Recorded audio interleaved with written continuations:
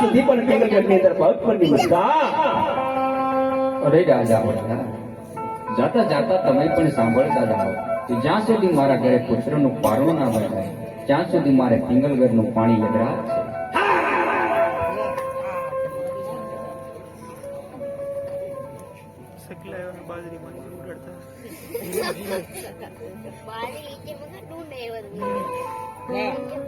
હે જીવ વાંજિયા કોઈને ના રાખો